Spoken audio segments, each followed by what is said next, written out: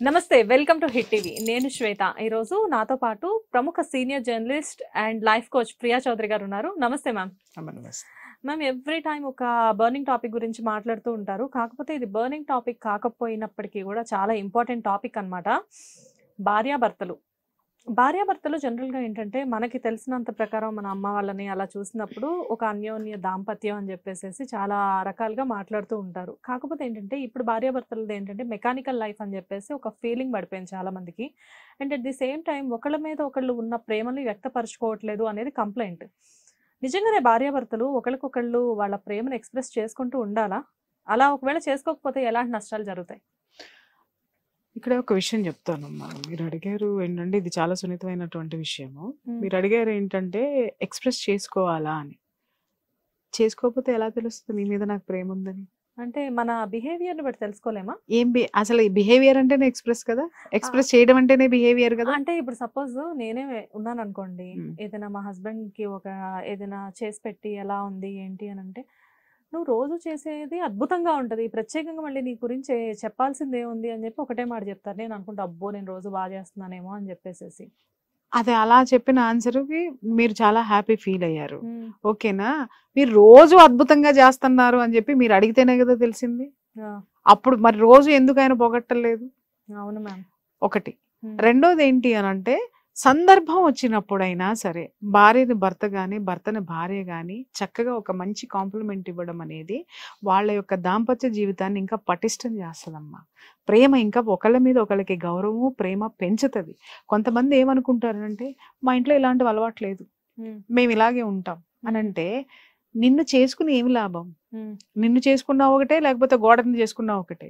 నిన్ను చేసుకున్నా ఒకటే, దొడ్లో ఉన్న పశువుని చేసుకున్నా ఒకటే. అంటే మ్యామ్ అడిగితేనే చెప్తే అది వ్యక్తపరచడం కాదా? అంటే అడిగినప్పుడైనా చెప్పాలి, అడిగినప్పుడు కూడా చెప్పని వాళ్ళు ఉంటారు కదా.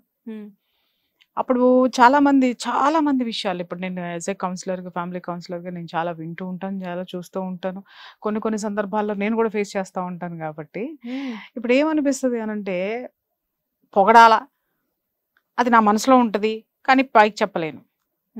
పొగిడితేనే భర్త, అది ఇదేమన్నా సినిమా అనుకుంటున్నావా అని మాట్లాడతారు. చాలా మందికి ఉంటుంది అలవాటు. అది తప్పు. అసలు దాంపత్యం అంటే ఏందో ముందు తెలుసుకో ఫస్ట్. లేచామా, తిన్నామా, పడుకున్నామా, తెల్లారిందా, మళ్ళీ లేచామా, తిన్నామా, పడుకున్నామా, తెల్లారిందా, ఇదే జీవితం అనుకున్నప్పుడు నువ్వు అన్ని లక్షలు ఖర్చు పెట్టి పెళ్ళిళ్ళు ఎందుకు చేసుకుంటున్నావు? అంత కట్నాలు తీసుకుని ఒక ఆడదాన్ని ఎందుకు తెచ్చుకుంటున్నావు? లేదా ఇంత ఆడవాళ్ళకు కూడా నేను చెప్తున్నాను, ఇంత ఇదిగా రోజు నువ్వు అలంకరించుకొని నువ్వు ఎందుకు ఇది చేస్తున్నావు? అట్లాగే నువ్వు ఒక లైఫ్లో ఉన్నప్పుడు, ఒక కుటుంబంలోకి నువ్వు వచ్చినప్పుడు నీ ఉనికిని ఎలా నువ్వు ప్రదర్శించుకుంటున్నావు?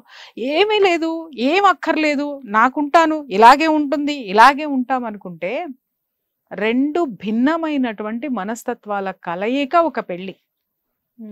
అర్థమైందా? నేను ఇలాగే ఉంటాను, నువ్వు అలవాటు చేసుకోవాలి అని అంటే, మరి ఆమె అతడు తిరిగి నిన్ను క్వశ్చన్ చేసి నేను ఇలాగే ఉంటాను నువ్వు అలవాటు చేసుకో అంటే నువ్వు జీర్ణించుకోగలుగుతావా?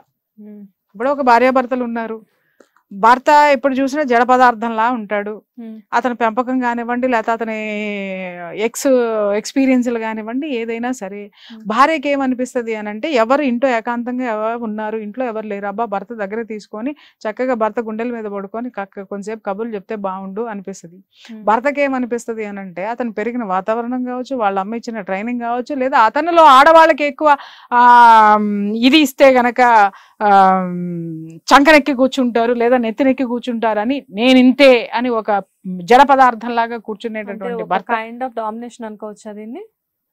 100%. 100%. అది నూరు పోస్తారు కదా. అది ఆ ఇండియన్ బ్లడ్ లో కాదు, ఈ ప్రపంచంలోనే మగజాతి అనేటటువంటి బ్లడ్ లోకి ఎక్కేసింది. అది భయంకరంగా ఎక్కేసింది. అందరు అలా ఎందుకుంటారు మ్యామ్? అందరూ ఉండరమ్మా, అందరినీ నేను మాట్లాడలే. చాలా చక్కగా ప్రేమగా చూసుకునేటటువంటి భర్తలు లేరా, తండ్రులు లేరా? ఎందుకంటే చూస్తూ ఉంటాం కదా మనం సంసారంలో. కానీ మేజర్ ఏంటి అని అంటే, నేను చెయ్యా, నేను చూపించా అని అంటావు. నువ్వు చెయ్యకపోతే, చూపించకపోతే నిన్నే ఎందుకు చేసుకోవాలి, నీతోనే ఎందుకు ఉండాలి అనేది ఇప్పుడు జనరేషన్ మాట్లాడేటటువంటి మాటలు. ఒకప్పుడు సర్దుకుపోయారమ్మా. ఒకప్పుడు భర్త ప్రేమ చూపించినా చూపించకపోయినా, ఏం చూపించకపోయినా ఎందుకు సర్దుకుపోయారు అని అంటే, అప్పుడు వాళ్ళకి జీవితము బయట ప్రపంచం లేదు. వాళ్ళకి ఒక ఆడవదానికి ఉన్నటువంటి ప్రపంచం ఏంటి అని అంటే ఇల్లు, సంసారము, పిల్లలు. పుట్టినప్పటి నుంచి అదే ట్యూన్ చేసి పెంచారు. కాబట్టి బయటికి వెళ్ళిపోతే ఆమెకు ఆర్థిక స్వాతంత్రం లేదు. ఇప్పుడున్నటువంటి ఆర్థిక స్వాతంత్రం, ఇప్పుడున్నటువంటి జాబ్ ఫెసిలిటీస్, ఉద్యోగ అవకాశాలు అప్పుడు లేవు. కాబట్టి చచ్చినట్టు భర్తను వదిలేస్తే ఎవడో ఒకటి పంచడం ఉండాలి. అక్కడ జరిగే అవమానాలు తట్టుకునే కంటే ఇక్కడ నా ఇల్లు అనేటటువంటి దీంట్లో ఇక్కడ ఏదో ఒక విధంగా బతికెళ్ళని తీస్తే పోలేదా, కనీసం నాకు ఒక గౌరవం, సమాజంలో గౌరవం ఉంటుంది అనుకొని ఇక్కడే ఉండిపోయేవాళ్ళు. బట్ ఇప్పుడు పెరిగింది, సంస్కృతి పెరిగింది, చదువు పెరిగింది, ఉద్యోగ అవకాశాలు పెరిగింది, ఆర్థిక స్వాతంత్రం పెరిగిన తర్వాత స్వేచ్ఛ పెరిగిపోయింది ఆటోమేటిక్ గా. ఇంకొకటి ఏంటంటే ఇదివరకు బయట ప్రపంచం ఆడదానికి తెలియదమ్మా. పుస్తకాలు చదివినా కూడా ఊరుకునే వాళ్ళు కాదు. నా చిన్నప్పుడు ఇప్పుడు మామూలుగా వారపత్రికలను వచ్చాయి, ఆంధ్రజ్యోతి, ఆంధ్రప్రభ, ఇంకోటి స్వాతి, ఇట్లాంటివన్నీ.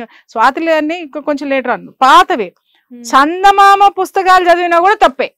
అవునా, అవి కథలే కదా మ్యామ్? కథలే, కానీ ఆ కథలు నీకు తెలివితేటలు నేర్పిస్తే, కథల్లో నీతి నేర్చుకో, నీతి ఉన్న కథలు నేర్చుకో. నీతి ఉన్న కథలు అత్తగారు చదివి కోడలికి చెప్తుంది.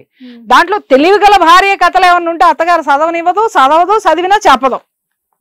కోడలు నేర్చేసేసుకుని మళ్ళీ తన అదే కుటుంబం మీదకి ఇంప్లిమెంట్ చేసేస్తుందేమో, తెలివితేటలు ఎదగకూడదు అనేటటువంటిది. ఇంత నాలెడ్జ్ ప్రపంచం, బయట ప్రపంచం ఆడదానికి తెలియదు. ఎంతసేపు పొద్దున్నే లేచామా, కస ఊడ్చుకున్నామా, ఇంటి పని బాసనలు తోమామా, ఇంట్లో వాళ్ళకి అన్ని వండి పెట్టామా, గుడ్డలు ఉతికామా, మళ్ళీ తర్వాత మళ్ళీ అది అయిపోయిన తర్వాత మళ్ళీ మధ్యాహ్నానికి వంట చేసామా, మళ్ళీ గిన్నెలు అందరికి వండి పెట్టామా, వడ్డించామా, బాసనలు తోముకున్నామా, ఇల్లు సర్దుకున్నామా, మళ్ళీ వంట చేసామా.